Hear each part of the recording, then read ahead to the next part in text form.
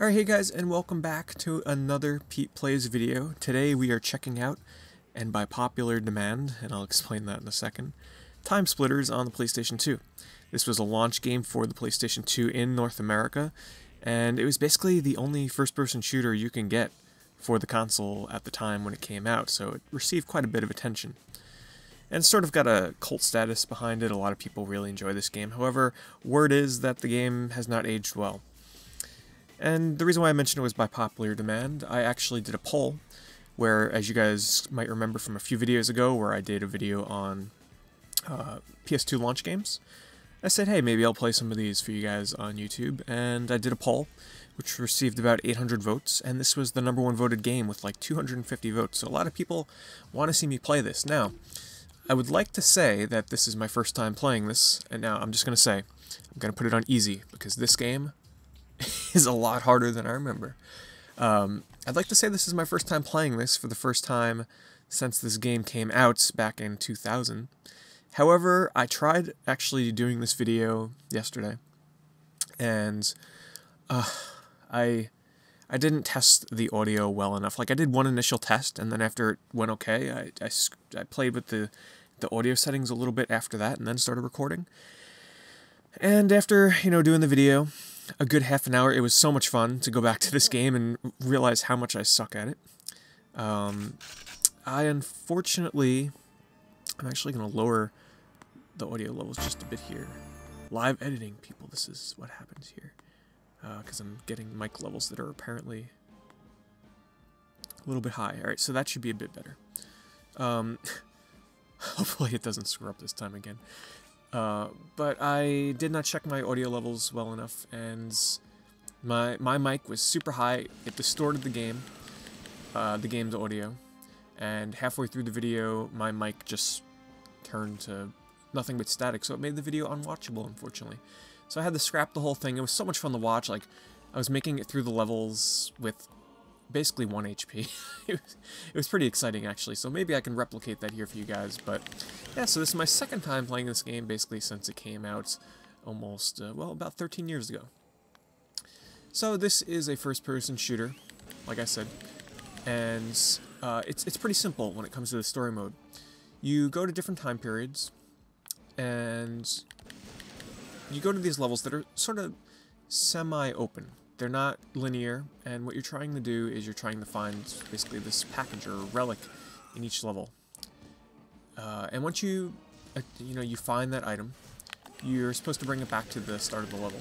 Now, the little sort of gimmick to this game is that once you find the relic, these sort of, I guess they're called time splitters or something. I'm not sure what they call them. Forgive me.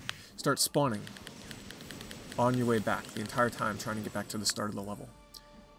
And it can be pretty brutal and challenging at times, especially when, you're low on health. Alright, so I got the item I need. And now I just gotta run back to the start of the level. And see, here they are. They're starting to spawn in. Now, when I played this the other day on normal, I was getting torn up. And as you can see here, once again, I am almost dead. Oh my goodness.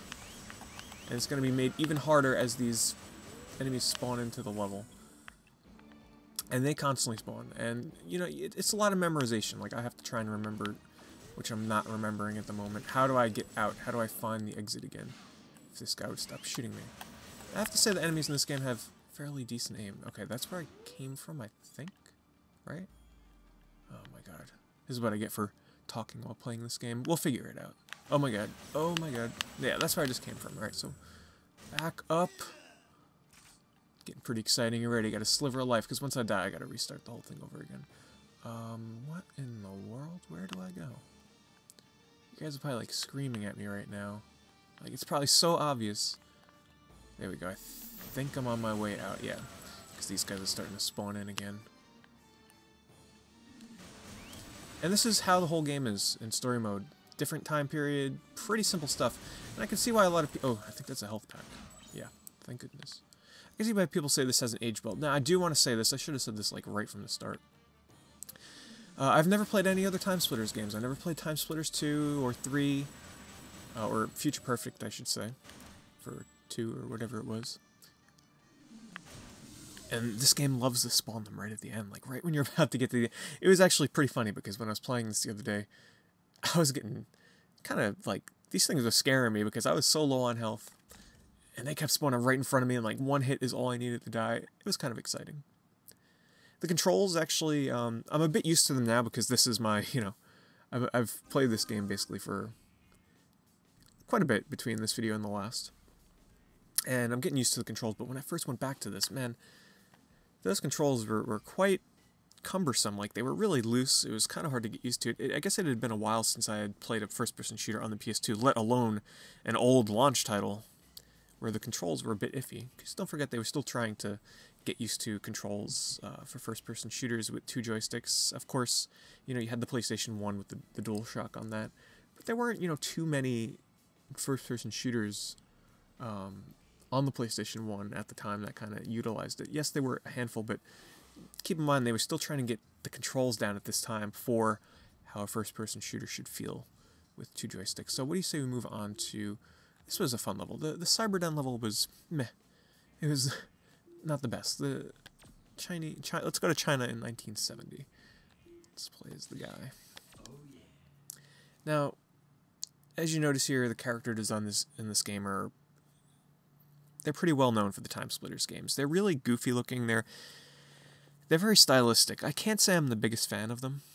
I have to say they're a little weird looking. I mean, weird looking in the sense that, you know, this is a 13-year-old game, but I've never been the biggest fan of the character designs in TimeSplitters, but I know many people are quite a big fan. And you have to give it credit because, I mean, it kind of does set itself apart from many other shooters at the time with its character designs. So this level's pretty cool because it's a bit more, well, how can I put this? A lot of the other levels feel like the same thing. Whereas, you know, you're just going down the same old tunnels and everything looks pretty much the same. This level, as you can see, it's got some variation. You know, you're outside, you start on the outside, you enter into a building, which, to be fair, the Egypt level had that. But this one is a bit more varied in its design, I think. Something to note, which actually kind of impressed me when I played this yesterday. You know, I'm not even sure if I noticed this much back when I was first playing it, but, you know, just notice the lights. Red light, green light, 1, 2, 3. Just kidding, of course. But as you pass by these different light sources, notice how it lights up the weapon. Small little details like that kind of set this game apart, you know, to show, okay, this is the next generation. You know, stuff like this had been done... I think, on the PlayStation 1, I don't know if, like, weapons and stuff changed in real time. But, you know, there was different colored lighting, obviously, in some PlayStation 1 first-person shooters. But, back when the PS2 first came out, you know, that was some pretty impressive stuff. And I'll show you another example here. Not this one in particular, but there's a kitchen where you can shoot the plates. And depending on where you shoot the plates, specifically where you shoot them, they'll shatter in that exact location. Kind of seem... Oh, this is the first time I've got 2 Uzis. So there is like an aim button, which I don't really find too useful. Oh boy, here we go. Last time I played here I got lost too. But as you can see, there's different sections to this building. So it's a bit more varied than the other levels.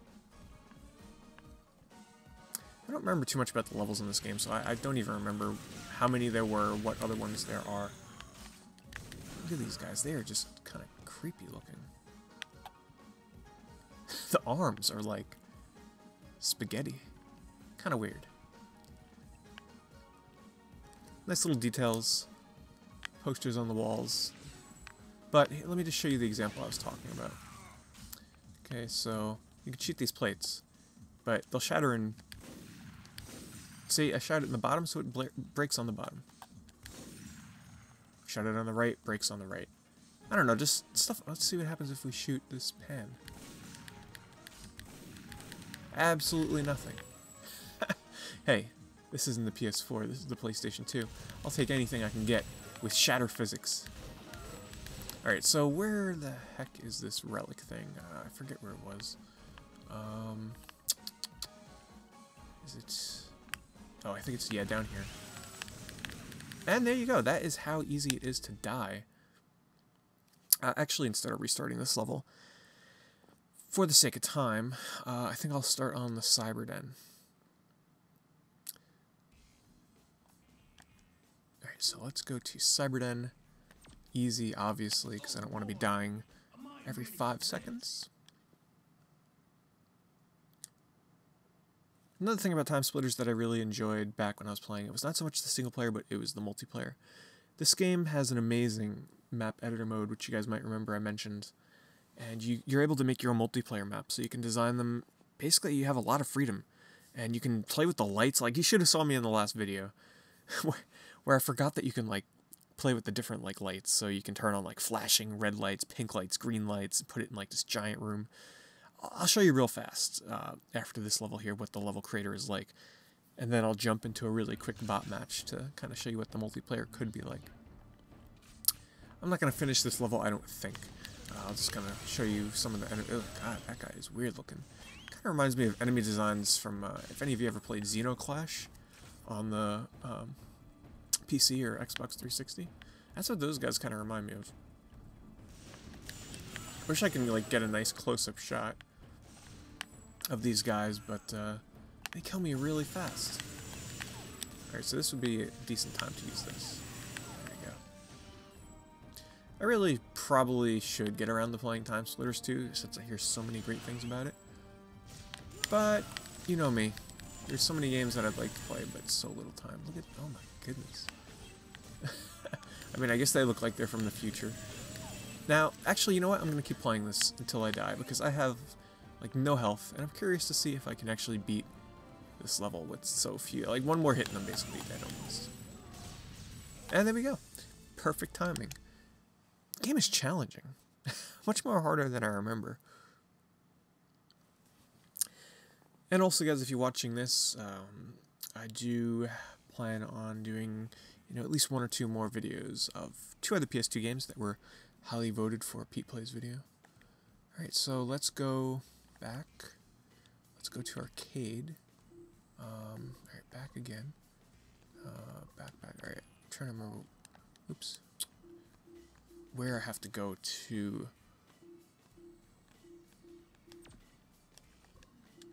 make a level. There we go, map maker. So, I'm not going to, like, load it up with items, I'm not going to load it up with enemies, but I'm just going to show you something really fast that I just found this so funny that the game lets you do this. So, it's pretty in-depth. Like, you can see here there's, you know, quite a bit of, well, here's where you can put the guns down. My favorite, the lights, but if you go to, this is my favorite tile. Look how big it is compared to the others. So, this is actually enough just to use as an example, but I'll put down a couple more corridors just so you can kind of see how this works. So I can sort of make it like a maze, like if I put this here, and then if I want to do the same one here, and here. So you can kind of like, this is what I used to do. I used to make my own mazes, like memorize them, and then play my friends and just totally destroy them because I knew the level and they didn't. Okay, so let's rotate that. Let's get one more here. How about a dead-end hallway? Oops. Alright, now, here's the fun part. What do I gotta do? Hold on, please. Now how do I... Okay, forgive me because this is like kind of cumbersome here. I'm trying to figure this out. So we're gonna make a green light flickering fast. Okay, so we want that. Now, set light. Okay, so we're gonna make that room green. We're gonna make this one like a pinkish purple. Put that here. And then this one, you're gonna see how crazy this looks in a second, so believe me, it's worth the wait. Make this one yellow. And we'll just make this one blue. Okay, put that here. Alright, and then this room, bright blue, baby blue. Alright, now, we're going to test this out just to show you what it's like. So, preview map, deathmatch. Alright, Watch how crazy this looks. I used to do this too, I remembered. I forgot all about this feature. Especially down like hallways, it was a lot of fun. You can make it like a crazy disco rave party. And it just looks ridiculous. Alright, so I'm in the room. I spawned in the room where there's no light. No lighting difference, but now look at this. I just think this is the coolest thing ever. That it lets you play with the light. Just imagine a hole, and they gave you quite a bit of space to play with. Like, this is some stuff out of Res or something. Like, this is crazy. Just imagine an entire maze map with just blinking lights in every room. And here's the big one. This tile set is amazing. Like, this was that big block that I first laid down. Look how big this room is. Like, the map editor was pretty awesome for the time. And I had never played anything like this because obviously I didn't really play PC games at the time, especially first-person shooters. So being able to play a console game that you do like map editing like this in depth, it was pretty awesome. So I think you got high advantage here for sniping. And oh, I should have mentioned this too. This is developed by Free Radical Designs, I think. And it's the team members that developed this were actually ex-Rare members. So teams that developed GoldenEye, Perfect Dark, worked on this game. A lot of them that left Rare formed this development team and worked on TimeSplitters, which is a cool fact. They also, I'm not sure how many of the original members worked on it, but they were around long enough to work on Haze on the PlayStation 3, which is not a launch title, but it was a fairly early PS3 game, which I never played. Which, oddly enough, played around with time elements. I know it played around with like stopping time and everything. And I heard it was okay. So, real fast, I think to end this video, I think the best thing to do would be to show you guys just a quick... Oh, and you can play with the tile set and everything. Pretty cool. Do a quick deathmatch. On... Let's do... How do we like the Chinese level? Let's do Chinese... let's just do, yeah, regular deathmatch. With all the bots on, default settings. Let's play as this guy again. Just so you can kind of get an idea of what the multiplayer would have been like if you had a few players. Of course this has, what is it, 7? So, you know, upwards of, I think it was supported up to 4 players.